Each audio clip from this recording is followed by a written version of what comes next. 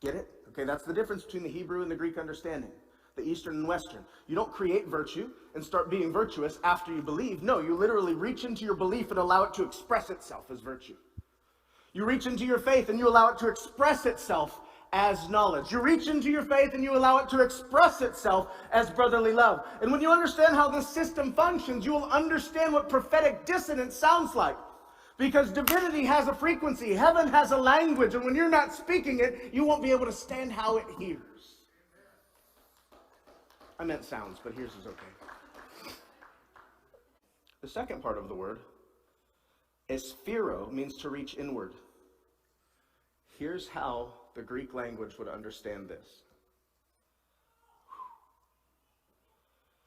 Before a performance, a violinist would sound the exact key that all other 100 players in the orchestra would abide by. That's where this virtue comes from. All of those players are now going to fall in line with the harmony, the frequency, the melody that one person already set forth. So you have this moment where Christ reveals himself to you, reintroduces you to yourself, and in that moment you have this divine frequency by which all other things are now governed. So you're not just adding virtue to your faith, you're reaching into that moment and allowing virtue to be expressed from it. The two were one at one time. You realize this is God's constant creative process. This is how he does everything. John 1 says that in him was the Word was with God, and the Word was God. And everything that was made through him and in him. So things don't just pop up that you have to reach into something else to get them. Okay, so when somebody plays a tuning fork, that tuning fork is now the government of every other tone and microtone that your life should resound with. As a musician, I'd like to show you what that looks like. Would you mind? Does everybody hear this?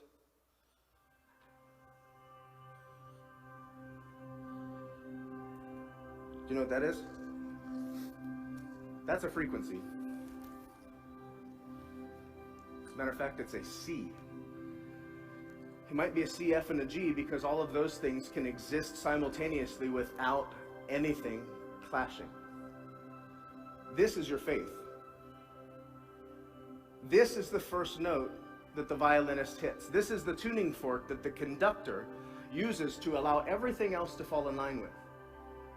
And when you understand that your virtue, your knowledge, your self-control, all of those things aren't things that you're supposed to muster up already. Those are things that you should be able to look at. That divine meeting, when you met Jesus and yourself, you can reach into that moment of faith and pull out virtue. If I'm going to be virtuous, then I need to hit notes like this. Right? Does it make sense? You ready for this? How's that? It's awful, isn't it? When you understand how this frequency thing works.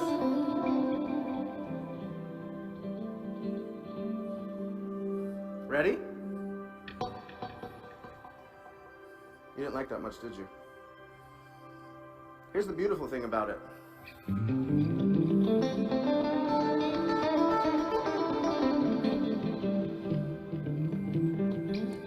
Can you change intensity? Yeah. Everybody says, if you expect me to act like Christ, then I can't express myself. No, you can express yourself throughout the whole gamut of human emotion and never come out of sync with the divinity of Christ. You can even be a little bit sad. Ready?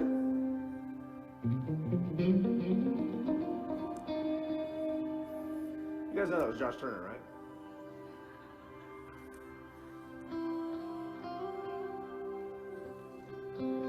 You never have to stop reflecting Christ to be as expressive as you want to be. There's nothing that I could play when I reach into that moment.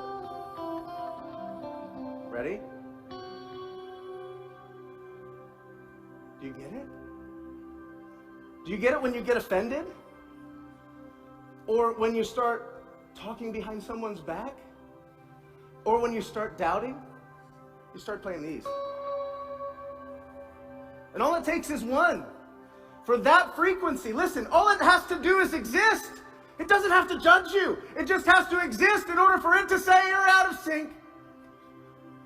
That's not what you're meant for. That's not why you're made. Your conscience will resound with divinity so that when you return to your humanity, it'll say, stop. 1 Corinthians says that if you function in spiritual gifts, but you have not love, you sound like this.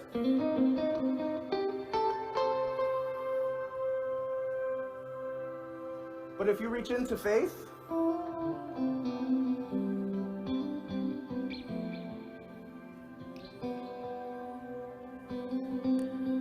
what if you get angry?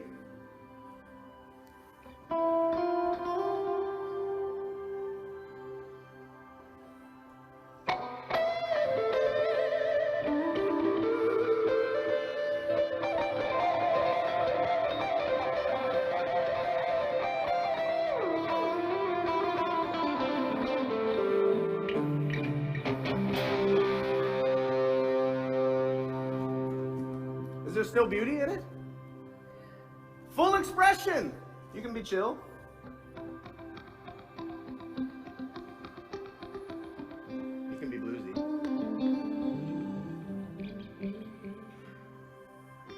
You like this, Tim? I'm being governed by that thing. All it's doing is existing. Once you meet divinity and divinity meets you and discloses to you that you don't have to just behold divine nature, you can participate in it, you can stop doing this. The Bible says that it's possible for your conscience to become seared. And when you sear your conscience, then you shipwreck your faith. That's what it says. So you can literally ignore that thing and sound like a clanging cymbal to everyone else. And you'll never know it because you're not in sync with the divine. Do you know how your conscience becomes seared? You stop listening. Your conscience will give you dissonance every time you do something that's not Christ-like. And when you ignore it enough, it will give you permission. Yep. It will give you permission to turn over to a debased mind. Does this make sense? You can stay in this. Here's virtue. Here's knowledge. Here's self-control. Here's brotherly love.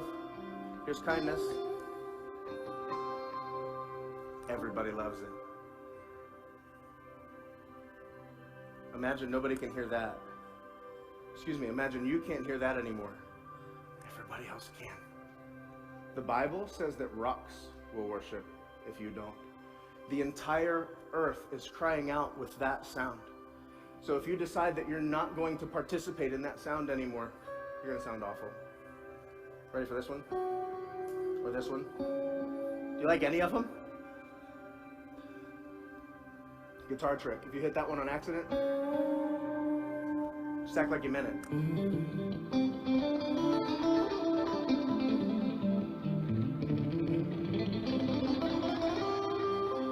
Do you get it? Does it make sense?